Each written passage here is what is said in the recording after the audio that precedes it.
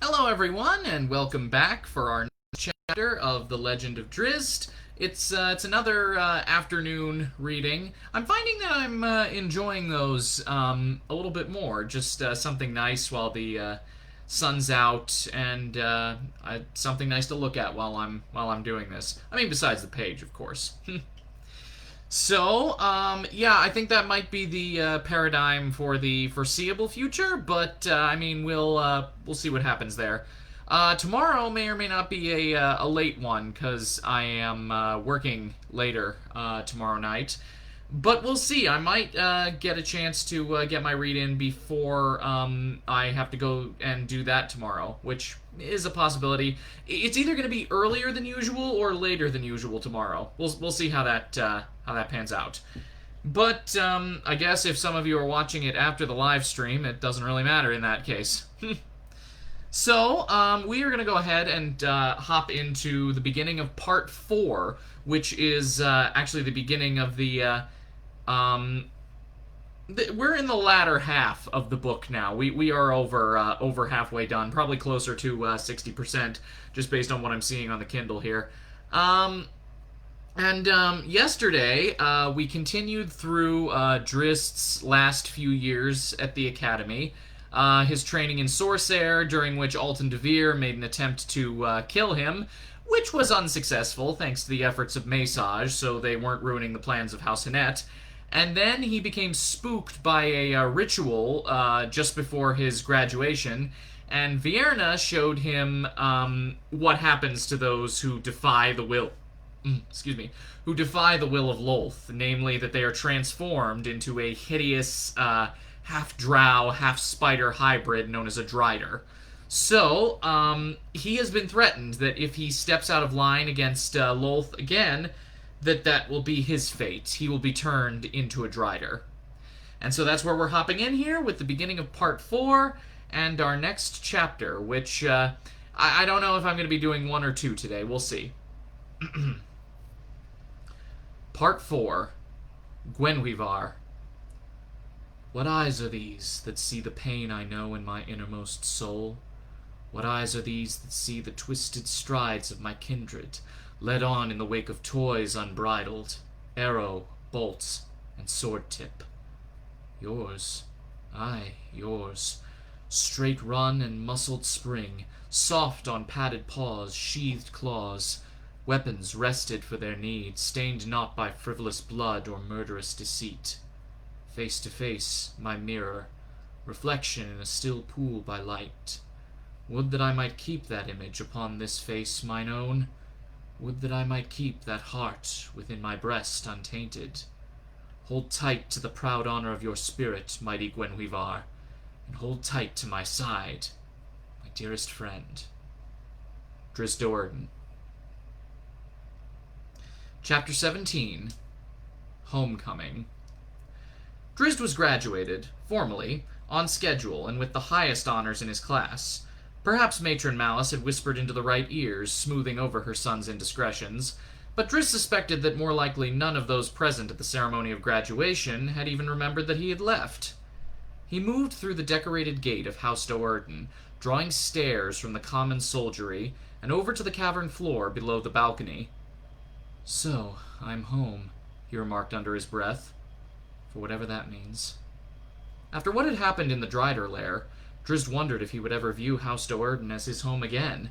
Matron Malice was expecting him. He didn't dare arrive late.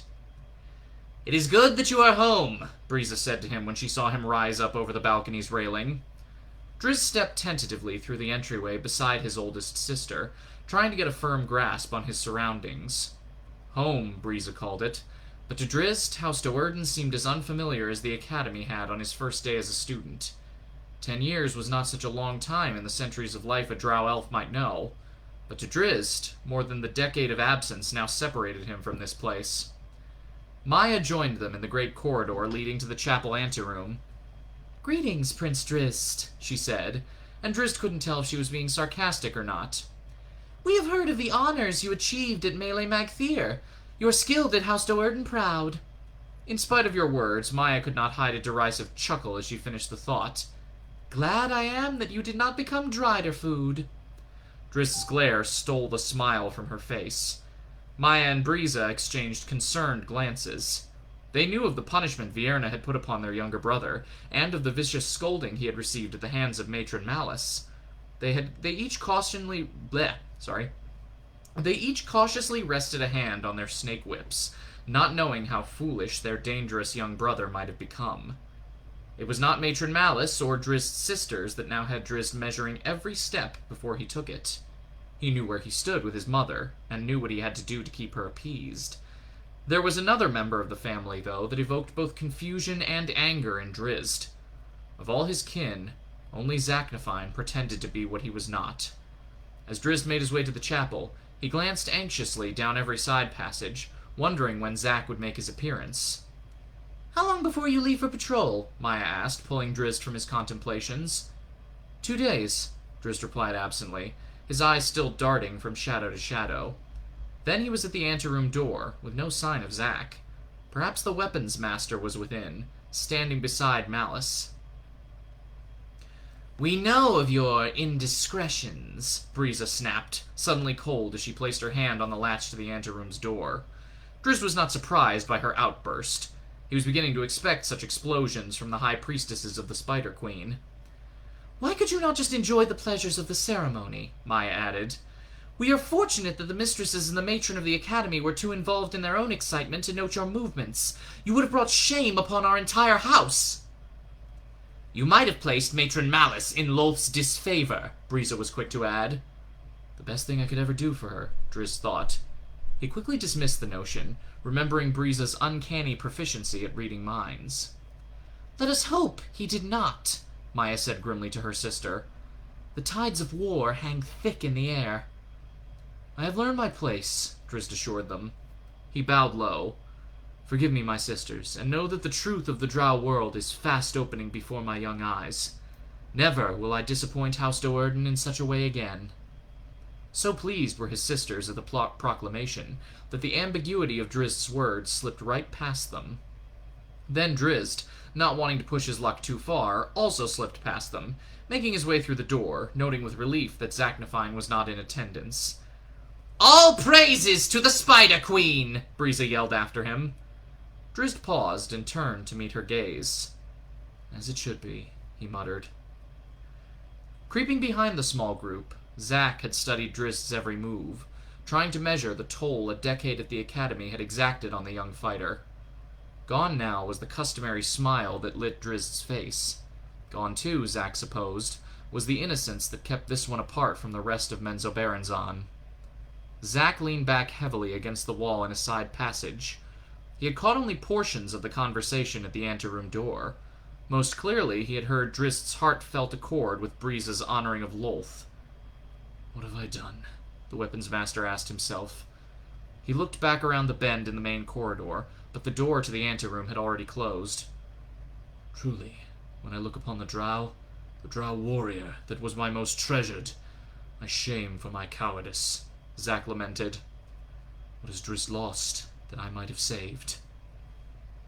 He drew his smooth sword from its scabbard, his sensitive fingers running the length of the razor blade.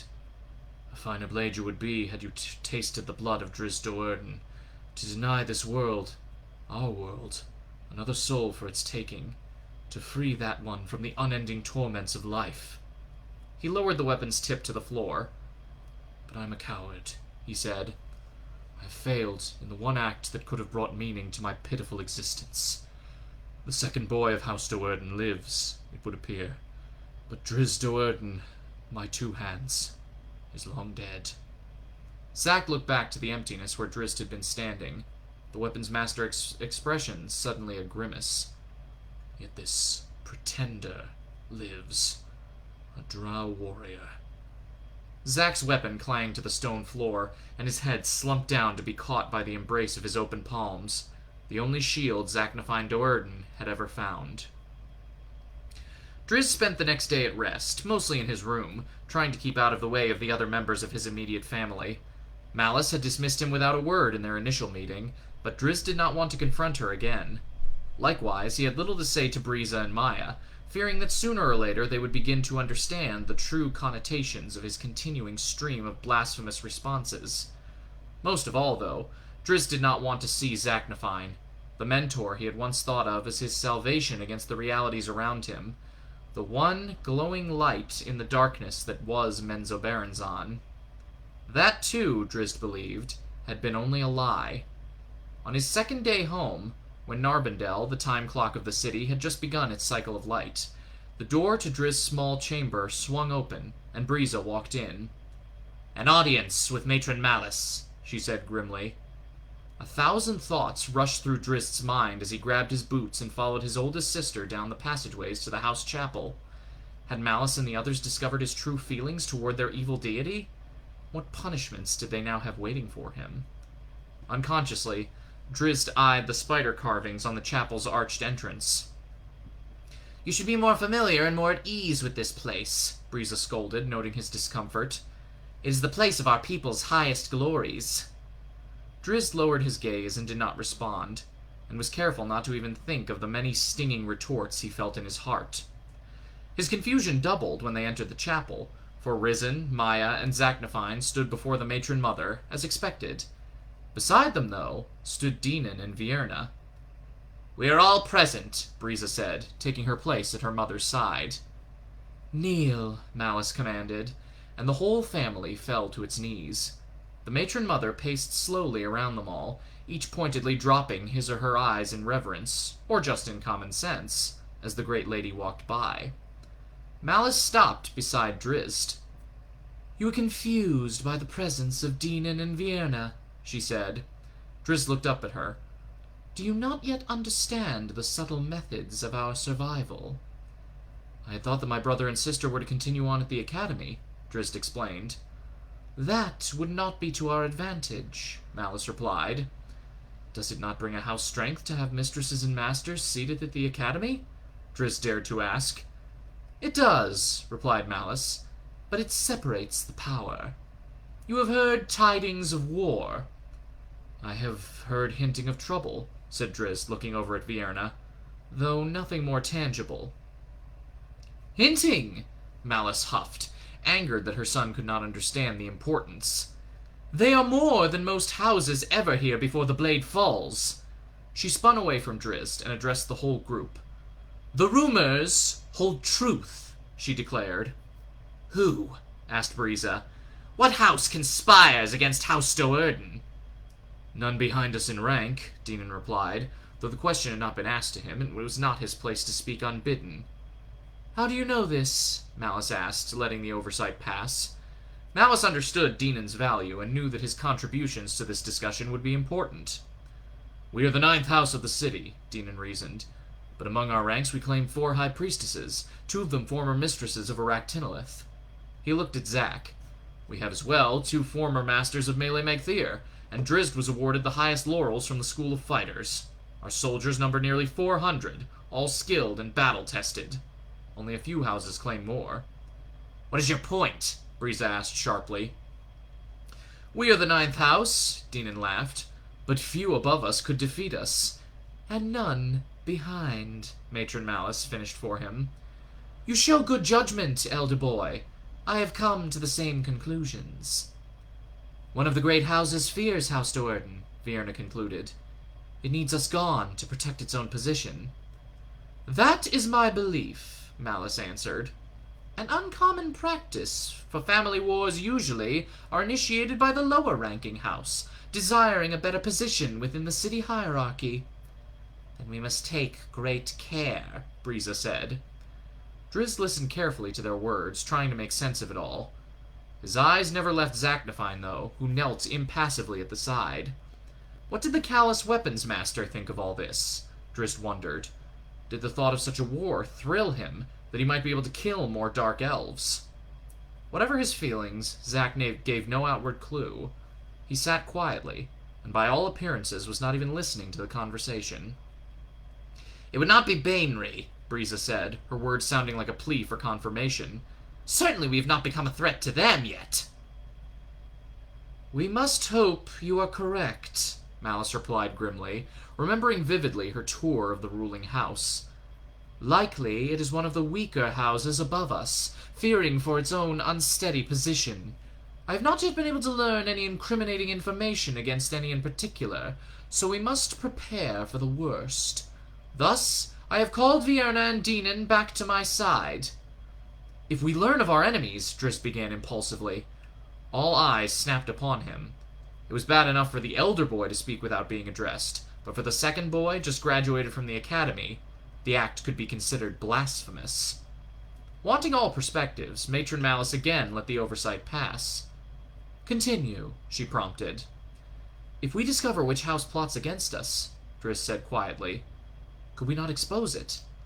To what end? Briza snarled at him. Conspiracy without action is no crime. Then might we use reason? Drizzt pressed, continuing against the barrage of incredulous stares that came at him from every face in the room, except from Zach's. If we are the stronger, then let them submit without battle. Rank House Do'Urden as it should be, and let the assumed threat to the weaker house be ended. Malice grabbed Drizzt by the front of his cloak and heaved him to his feet. I forgive your foolish thoughts, she growled. This time. She dropped him back to the floor, and the silent reprimands of his siblings descended upon him. Again, though, Zach's expression did not match the others in the room. Indeed, Zach put a hand up over his mouth to hide his amusement. Perhaps there remained a bit of the Drizzt Do'Urden he had known, he dared to hope. Perhaps the academy had not fully tainted the young fighter's spirit. Malice whirled on the rest of the family, simmering fury and lust glowing in her eyes. This is not the time to fear. This, she cried, a slender finger pointing out from in front of her face, is the time to dream. We are House Do'Urden, Daemon Ashes Baernon, of power beyond the understanding of the great houses. We are the unknown entity of this war. We hold every advantage.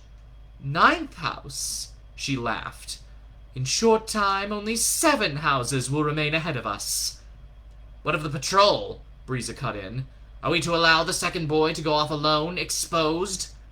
The patrol will begin our advantage, the conniving matron explained. Drizzt will go, and included in his group will be a member of at least 4 of the houses above us. One may strike at him, Briza reasoned. No, Malice assured her. Our enemies in the coming war would not reveal themselves so clearly. Not yet. The appointed assassin would have to defeat 2 Do'Urdens in such a confrontation. 2? Asked Vienna. Again, Lolth has shown us her favor, explained Malice. Dinan will lead Drizzt's patrol group. The elder boy's eyes lit up at the news. Then Drizzt and I might become the assassins in this conflict, he purred. The smile disappeared from the matron mother's face. You will not strike without my consent, she warned in a tone so cold that Dinan fully understood the consequences of disobedience. As you have done in the past. Drizzt did not miss the reference to Zachnafine, his murdered brother. His mother knew. Malice had done nothing to punish her murderous son. Now Drizzt's hand went up to his face, to hide an expression of horror that could only have brought him trouble in this setting. You are there to learn, Matron Malice said to Dinan, to protect your brother, as Drizzt is there to protect you. Do not destroy our advantage for the gain of a single kill. An evil smile found its way back onto her bony-hued face. But if you learn of our enemy, she said. If the proper opportunity presents itself, Briza finished, guessing her mother's wicked thoughts and throwing an equally vile smile the matron's way. Malice looked upon her eldest daughter with approval. Briza would prove a fine successor for the house. Dinan's smile became wide and lascivious. Nothing pleased the elder boy of House Do'Urden more than the opportunity for an assassination. Go then, my family, Malice said. Remember that unfriendly eyes are upon us, watching our every move, waiting for the time to strike. Zach was the first out of the chapel, as always, this time with an added spring to his step. It wasn't the prospect of fighting another war that guided his moves, though the thought of killing more clerics of the Spider Queen certainly pleased him. Rather, Drizzt's display of naivete, his continued misconceptions of the common wheel of drow existence, brought Zack hope. Drizzt watched him go, thinking Zack's strides reflected his desire to kill. Drizzt didn't know whether to follow and confront the weapons master here and now, or to let it pass, to shrug it away as readily as he had dismissed most of the cruel world around him. The decision was made for him when Matron Malice stepped in front of him and kept him in the chapel. "To you, I say this," she began when they were alone. "You have heard the mission I placed upon your shoulders. I will not tolerate failure." Drizzt shrank back from the power of her voice.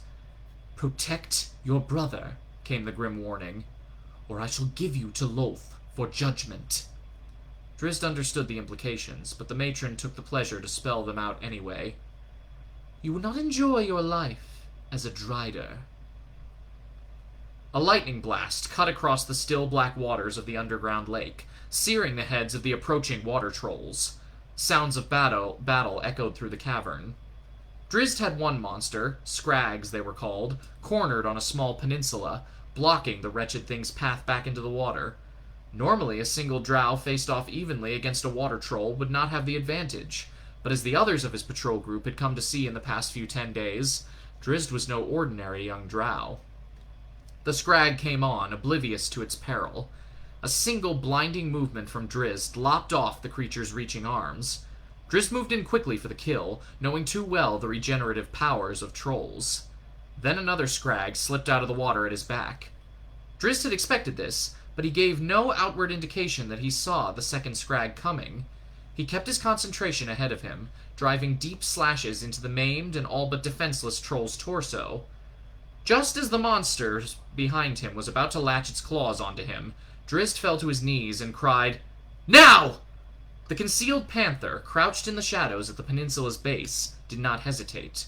One great stride brought Gwenhwyvar into position, and it sprang, crashing heavily onto the unsuspecting scrag, tearing the life from the thing before it could respond to the attack. Drizzt finished off his troll and turned to admire the panther's work. He extended his hand, and the great cat nuzzled it. How well the two fighters had come to know each other, thought Drizzt. Another blast of lightning thundered in, this one close enough to steal Drizzt's sight. "Gwenhwyvar!" Maesage Hanet, the bolt's caster, cried. "To my side!" The panther managed to brush against Drizzt's leg as it moved to obey. When his vision returned, Drizzt walked off in the other direction, not wanting to view the scolding that Gwenhwyvar always seemed to receive when he and the cat worked together. Maesage watched Drizzt's back as he went, wanting to put a third bolt right between the young Do'Urden's shoulder blades. The wizard of House Hanet did not miss the specter of Daenon Do'Urden, off to the side, watching with more than casual glances. "Learn your loyalties," Maesage snarled at Gwenhwyvar. Too often the panther left the wizard's side to join in combat with Drizzt. Maesage knew that the cat was better Maesage knew that the cat was better complemented by the moves of a fighter, but he knew too the vulnerability of a wizard involved in spellcasting. Maesage wanted Gwenhwyvar at his side, protecting him from enemies. He shot another glance at Daenon, and friends alike. He threw the statuette to the ground at his feet. "Begone!" he commanded. In the distance, Drizzt had engaged another scrag and made short work of it as well. Maesage shook his head as he watched the display of swordsmanship. Every day, Drizzt grew stronger. "Give the order to kill him soon, Matron Sinafe," Maesage whispered. The young wizard did not know how much longer he would be able to carry out the task. Maesage wondered whether he could win the fight even now. Drizzt shielded his eyes as he struck a torch to seal a dead troll's wounds. Only fire ensured that trolls would not recuperate, even from the grave. The other battles had died away as well, Drizzt noted, and he saw the flames of torches springing up all across the bank of the lake. He wondered if all of his 12 drow companions had survived, though he also wondered if he truly cared. Others were more than ready to take their places. Drizzt knew that the only companion who really mattered, Gwenhwyvar, was safely back in its home on the astral plane.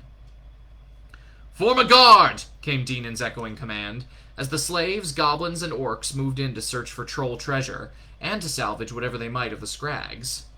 When the fires had consumed the scrag he'd set ablaze, Drizzt dipped his torch in the black water, and paused for a moment to let his eyes readjust to the darkness. "Another day," he said softly. "Another enemy defeated." He liked the excitement of patrolling, the thrill of the edge of danger, and the knowledge that he was now putting his weapons to use against vile monsters. Even here, though, Drizzt could not escape the lethargy that had come to pervade his life, the general resignation that marked his every step. For though his battles these days were fought against the horrors of the Underdark, monsters killed of necessity, Drizzt had not forgotten the meeting in the chapel of House Do'Urden. He knew that his scimitars soon would be put to use against the flesh of drow elves. Zachnafine looked out over Menzoberranzan, as he so often did when Drizzt's patrol group was out of the city. Zack was torn between wanting to sneak out of the house to fight at Drizzt's side, and hoping that the patrol would return with the news that Drizzt had been slain. Would Zack ever find the answer to the dilemma of the youngest Do'Urden, he wondered. Zack knew that he could not leave the house. Matron Malice was keeping a very close eye on him. She sensed his anguish over Drizzt, Zack knew, and she most definitely did not approve. Zack was often her lover, but they shared little other than that. Zack thought back to the battles he and Malice had fought over Vierna, another child of common concern, centuries before. Vierna was a female, her fate sealed from the moment of her birth, and Zack could do nothing to halt the assault of the Spider Queen's overwhelming religion. Did Malice fear that he might have better luck influencing the actions of a male child? Apparently the matron did, but even Zack was not so certain if her fears were justified. Even he couldn't measure his influence over Drizzt. He peered out over the city now, silently watching for the patrol group's return, waiting, as always, for Drizzt's safe return, but secretly hoping that his dilemma would be ended by the claws and fangs of a lurking monster. And there we are. That'll be today's chapter. And I think that will be the only one that we'll be doing today, just based on the length of the next chapter. So, I will be back tomorrow with another chapter, as I said, either earlier than this or potentially much later. And I will see you then. Stay safe, stay healthy, and I'll be back. Bye-bye, everyone.